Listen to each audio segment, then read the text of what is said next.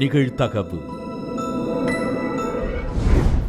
காதல் மனைவியின் கழுத்தில் கத்தியால் அறுத்துவிட்டு ஓட்டம் பிடித்த கணவன். தப்பி ஓடிய கணவனை சுற்றி வளைத்து பிடித்து போலீசில் ஒப்படைத்த பொதுமக்கள். காதல் மனைவியை கணவன் கத்தியால் அறுத்துவிட்டு ஓடியது ஏன்? திருமணமான 4 ஆண்டுகளில் கணவன் மனைவிக்குள் ஏற்பட்ட பிரச்சனை என்ன? பின்னணியில் யார்?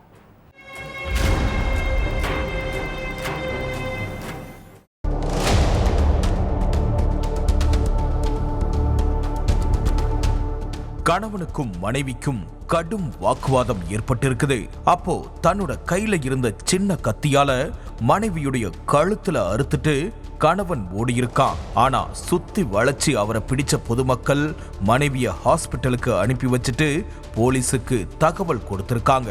அடுத்த கொஞ்ச நேரத்திலேயே அங்க வந்த போலீசார் பொதுமக்கள் பிடியில இருந்த கணவரை காவல் நிலையத்துக்கு அழைச்சிட்டு போய் விசாரணை நடத்தி இருக்காங்க.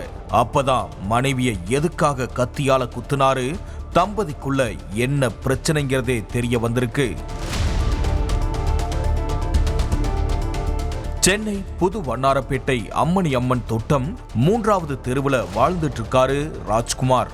சென்னை துறைமுகத்துல கூலி தொழிலாளியா வேலை பார்த்துட்டு இருக்கிற இவரு பியூட்டி பார்லர்ல வேலை பார்க்கிற கண்மணிங்கிற பொண்ண கடந்த 4 வருஷத்துக்கு முன்னாடி காதலிச்சு கல்யாணம் பண்ணிக்கிட்டாரு.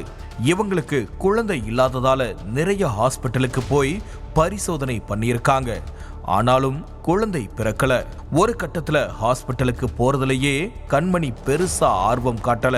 குழந்தை பிறக்கிற அன்னைக்கு பிறக்கட்டும், விடுங்க பாத்துக்கலாம்னு அசால்ட்டா சொன்ன கண்மணி கணவரை ஹாஸ்பிட்டலுக்கு அழைச்சாலும் உங்களுக்கு வேற வேலை இல்லையான்னு எரிஞ்சு விழுந்திருக்காங்க. குழந்தை பெத்துக்கணும், சொந்த பந்தங்கள் எல்லோரும் மனசு நோகிற மாதிரி பேசுறாங்கன்னு புலம்புனதே மனைவிதான்.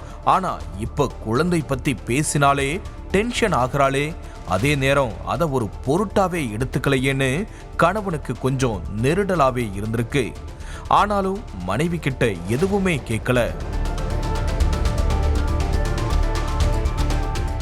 இதுக்கு மத்தியில மனைவியுடைய நடவடிக்கைகள்ல நிறைய மாற்றம் தெரிஞ்சிருக்குது. கணவர்கிட்ட சரியா பேசுறது இல்ல, எந்நேரமும் செல்போன்லயே பொழுத கழிக்கிறது, எப்ப கால் பண்ணாலும் வெயிட்டிங்லயே இருக்கிறது, வாட்ஸ்அப்ல ஆன்லைன்லயே இருக்கிறதுன்னு இருந்திருக்காங்க கண்மணி. அதுவும் கணவனுக்கு உறுத்தலாவே இருந்திருக்குது. இந்த சூழல்ல தான் மனைவிக்கு தெரியாத நம்பர்ல இருந்து ஒரு போன் கால் வந்திருக்குது. அப்போ மனைவி கிச்சன்ல இருந்ததால அந்த செல்போன் அழைப்ப ராஜ்குமார் அட்டன் பண்ணியிருக்காரு. எதிர்முனையில இருக்கிறது கண்மணியோட கணவர்னு தெரியாத ஒரு ஆண் காதல் மொழி பேசியிருக்காரு. அந்த நேரம் கிச்சன்ல இருந்து வேகமா ஓடி வந்த கண்மணி, எனக்கு வந்த அழைப்ப நீங்க எதுக்கு அட்டன் பண்றீங்கன்னு கத்தி இருக்காங்க. அப்பதான் தன்னுடைய மனைவி இன்னொரு ஆண் கிட்ட தகாத உறவுல இருந்த விஷயமே ராஜ்குமாருக்கு தெரிஞ்சிருக்கு. ஏரியாவே கூடி நின்னு வேடிக்கை பார்க்கிற அளவுக்கு தம்பதிக்குள்ள சண்டை ரொம்ப பெருசா வெடிச்சிருக்கு. பொதுமக்கள் வேடிக்கை பார்க்கறத பார்த்த கண்மணி அவமானம் தாங்க முடியாம துணிமணியை அள்ளிக்கிட்டு அம்மணி அம்மன் தோட்டம் 5வது தெருவுல உள்ள தன்னோட தாய் வீட்டுக்கு போயிட்டாங்க. 10 நாள் மனைவியோட பேசாம அமைதியா இருந்த ராஜ்குமார் மாமியார் வீட்டுக்கு போய் தன்னோட மனைவி வேற ஒரு ஆண்கிட்ட தகாத உறவுல இருந்தா, வேற ஒரு கணவனா இருந்தா கொன்னு போட்டிருப்பான். ஆனா நான் சண்டை தானே போட்டேன், அந்த ஆணோட இனி பேசாத, நாம சேர்ந்து வாழலாம்னு சொல்லி மனைவிய அழைச்சிருக்காரு. நீங்க சண்டை போட்டது தப்பு இல்ல, நான் வேற ஒரு ஆண் கிட்ட பேசினதுதான் தப்பு. இனி பேச மாட்டேன், ஆனா இனி உங்க வீட்டுக்கு நான் வரவே மாட்டேன். தெருவுல உள்ள எல்லோருக்கும் நம்ம சண்டை போட்டது தெரிஞ்சிடுச்சு, அதனால நீங்க வேணா எங்க வீட்டுக்கு வந்துருங்கன்னு கூப்பிட்டிருக்காங்க கண்மணி. அதுக்கு ஒத்துக்காத ராஜ்குமார் சொந்த வீட்டை விட்டுட்டு வர முடியுமா?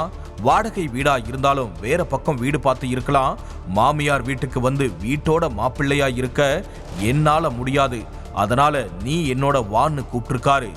முடியவே முடியாதுன்னு மறுத்திருக்காங்க கண்மணி. அப்பதான் கடுப்பான கணவன் மாங்காய் வெட்டுற சின்ன கத்தியால தன்னோட மனைவி கழுத்துல அறுத்துட்டு ஓடி இருக்காரு. அப்போ பொதுமக்கள் அவரை சுத்தி வளைச்சு பிடிச்சு போலீஸ்ல ஒப்படைச்சிருக்காங்க.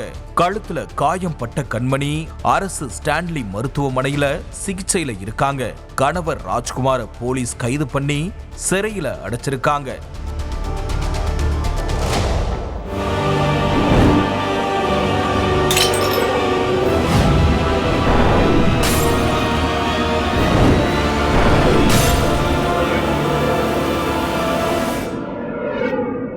நிகழ்தகவு.